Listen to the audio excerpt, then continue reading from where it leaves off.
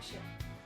ലോക chapter 1 cinema ആദ്യ ദിവസങ്ങൾ തിയേറ്ററിൽ കണ്ട പ്രേക്ഷകർ അതിൻ്റെ പോസ്റ്റ് എൻഡ് ക്രെഡിറ്റ് സീൻ മിസ്സാക്കി എന്ന് പറഞ്ഞ് ഒരുപാട് കണ്ടിട്ടുണ്ടായിരുന്നു. പക്ഷേ അവർ മിസ്സാക്കാൻ ചാൻസ് ഇല്ലാത്ത ഒന്നായിരുന്നു അതിൻ്റെ മിഡ് എൻഡ് ക്രെഡിറ്റ്സ്. ഡയറക്ടറിൻ്റെ പേരടക്കം മറ്റു പല മേജർ ടെക്നീഷ്യൻസിൻ്റെ പേരൊക്കെ എഴുതി കാണിക്കുന്നുണ്ടായിരുന്നു. എന്നാൽ ഒരു ടൈറ്റിലാണ് ഏറ്റവും കൂടുതൽ സ്ട്രൈക്ക് ചെയ്തത്, ഡ്രമറ്റർജി.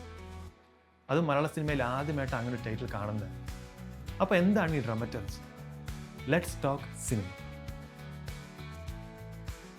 ഒരു സിനിമയുടെ കഥ പൂർണ്ണമായി മനസ്സിലാക്കി അതിൽ എന്തൊക്കെ ക്രിയേറ്റീവ് കോൺട്രിബ്യൂഷൻസ് ആണ് കൊണ്ടുവരേണ്ടതെന്നുള്ളത്, അതിൻ്റെ നറേഷൻ എങ്ങനെയായിരിക്കണം, അതിലെ ക്യാരക്ടർക്ക് എങ്ങനെയായിരിക്കണം തുടങ്ങി അതിൻ്റെ എല്ലാ ഡിപ്പാർട്ട്മെൻറ്റിലും ഓരോ ക്രിയേറ്റീവ് കോൺട്രിബ്യൂഷൻസ് കൊടുക്കുന്നതാണ് ഡ്രമറ്റർജി എന്ന് പറയുന്നത്. ഇപ്പോൾ ലോക സിനിമയുടെ ഡ്രമറ്റർജിയെ പറ്റി നോക്കുകയാണെങ്കിൽ അതിൽ ശാന്തി ബാലചന്ദ്രനാണ് അത് ചെയ്തിരിക്കുന്നത്.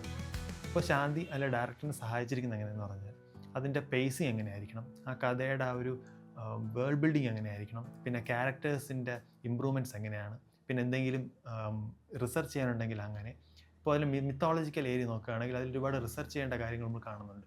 അപ്പോൾ അതൊക്കെ എല്ലാം ഡ്രമറ്റർജി കൈകാര്യം ചെയ്യുന്ന ആളാണ് ചെയ്യുന്നത്.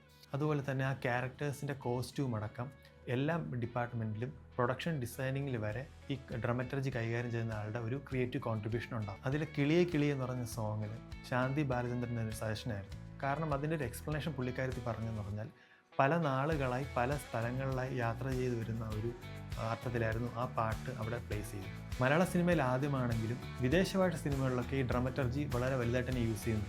ഇപ്പോൾ എടുത്തു പറയാനാണെങ്കിൽ 1955 പുറത്തിറങ്ങിയ 12 ആംഗ്രി മെൻ എന്ന സിനിമയിൽ അതിൻ്റെ ഡയലോഗ്സിൻ്റെ കോമ്പോസിഷന് വേണ്ടി ഈ ഡ്രമറ്റർജി നന്നായിട്ട് തന്നെ യൂസ് ചെയ്തിട്ടുണ്ട്. അതുപോലെ തന്നെ ക്രിസ്റ്റഫർ നോളൻ്റെ ഇൻസെപ്ഷൻ എന്ന സിനിമയിൽ ഡ്രീം ഇൻ എ ഡ്രീം കോൺസെപ്റ്റിലും, പിന്നെ ഡാർക്ക് നൈറ്റ്, പിന്നെ സ്റ്റീവൻ സ്പിൽബർഗിൻ്റെ ഷിൻഡ്ലേഴ്സ് ലിസ്റ്റ് എന്ന് പറഞ്ഞ സിനിമയിലും ഈ ഡ്രമറ്റർജിയുടെ പെർഫെക്ഷൻ നന്നായിട്ട് കാണാൻ സാധിക്കും. മലയാളത്തിൽ ആദ്യമായി ഈ ഒരു ടെക്നിക്ക് കൊണ്ടുവന്നതിലും അത് വലിയ രീതിയിൽ വിജയമായതുകൊണ്ടും ഇനി അങ്ങോട്ടുള്ള സിനിമകളിലും ഈ ഡ്രമറ്റർജി എന്ന് പറഞ്ഞൊരു മെത്തേഡിന് ഒരു വൈഡ് അക്സെപ്റ്റൻസ് കിട്ടുമെന്ന് തന്നെ നമുക്ക് പ്രതീക്ഷിക്കാം.